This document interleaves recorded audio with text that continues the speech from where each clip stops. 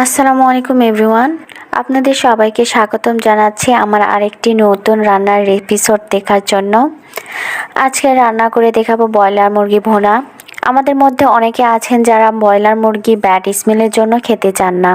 আমি সিওরিটি দিয়ে বলতে পারবো আজকের রেসিপি ফলো করে ব্রয়লার মুরগি রান্না করলে কোনো ব্যাড স্মেল থাকবে না, আর একবার খেলে বারবার খেতে মন চাইবে। আর বকবক না করে মূল রেসিপিতে যাওয়া যাক। এখানে আমি 1 কেজি একটু বেশি ব্রয়লার মুরগির মাংস নিয়েছি।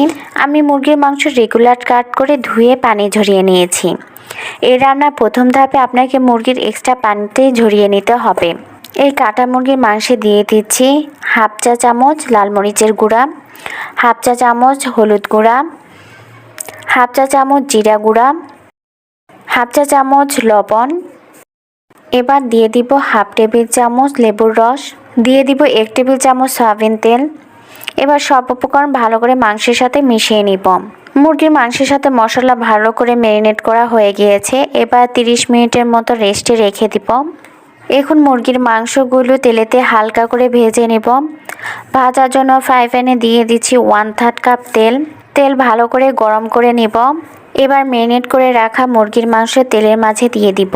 মুরগির মাংস হাই হিটে ভেজে নেব 1 মিনিট করে, অর্থাৎ আমি এক পাশ করে 1 মিনিট ভেজে নিব। মোট 2 মিনিট ভেজে নিব। বেশি ভাজা যাবে না, এতে মাংস শক্ত হয়ে যাবে এবং পরে মশলা ঢুকতে চাইবে না। মাংসের উপরে ঠিক এইরকম কালার চলে আসলে উল্টিয়ে দিব, আর অন্য পাশটি ঠিক এরকম কালার করে ভেজে নিব। মুরগির মাংস ভাজা হয়ে গিয়েছে, উঠিয়ে নিব। এখন মাংসগুলো মশলা রান্না করে নিব। তার জন্য কড়াইতে দিয়ে দিচ্ছি মাংস ভাজার তেল। তেলের মাঝে দিয়ে দিচ্ছি 5টি লবঙ্গ, 3টি ছোট তেজপাতা।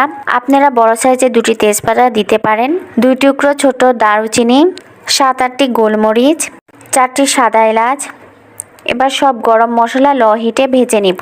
যখন মশলার আরোমা গন্ধ ছড়াবে তাহলে বুঝবেন মশলা ভাজা হয়ে গিয়েছে। এবার দিয়ে দিব হাফ কাপ পেঁয়াজ কুচি। পেঁয়াজ হালকা ব্রাউন কালার করে ভেজে নিব। পেঁয়াজের কালার চলে এসেছে এবং পেঁয়াজের পরিমাণও কমে গিয়েছে। এখন দিয়ে দিব 1/3 কাপ পেঁয়াজ বাটা। পেঁয়াজ তেলেতে কিছুক্ষণ ভেজে নিব। এখন দিয়ে দিব 1 টেবিল চামচ আদা বাটা, 1 টেবিল চামচ রসুন বাটা। সব বাটা মশলা ভেজে নিব কিছুক্ষণ, তাহলে মশলার কাঁচা গন্ধটা চলে যাবে। এখন শুকনো মশলা অ্যাড করব, তার জন্য সামান্য পরিমাণে পানি দিয়ে দিচ্ছি। এই পানি দিয়ে আমি মশলা কষিয়ে নিব। দিয়ে দিচ্ছি 1 টেবিল চামচ লাল মরিচের গুঁড়া। ঝাল কম খেতে চাইলে এর চেয়ে কম দিতে পারেন। দিয়ে দিচ্ছি হাফ টেবিল চামচ হলুদ গুঁড়া, 1 টেবিল চামচ জিরা গুঁড়া, 1 চা চামচ ধনিয়া গুঁড়া। দিয়ে দিচ্ছি স্বাদমতো লবণ।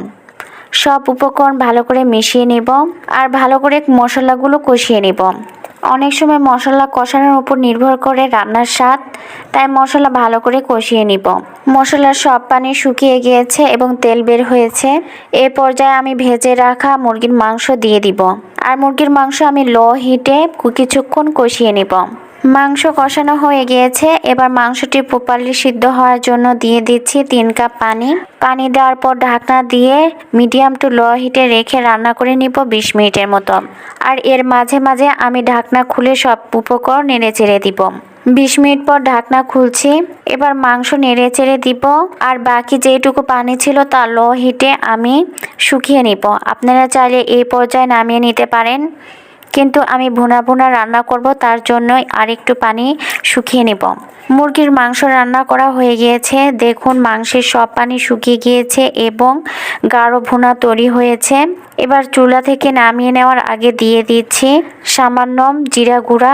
আমি এখানে ভাজা জিরা গুঁড়া দিয়েছি, আপনারা চাইলে গরম মশলা দিতে পারেন। এখন চুলা থেকে নামিয়ে আমি পরিবেশন করব। এই প্রসেসে যদি ব্রয়লার মুরগির মাংস রান্না করেন তাহলে ব্রয়লার মুরগির কোনো ব্যাড স্মেল থাকবে না এবং খেতেও অনেক মজা হবে, এবং যে খাবে সে আপনার প্রশংসা করবে।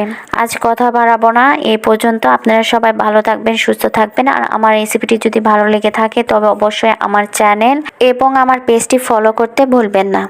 আল্লাহ হাফেজ।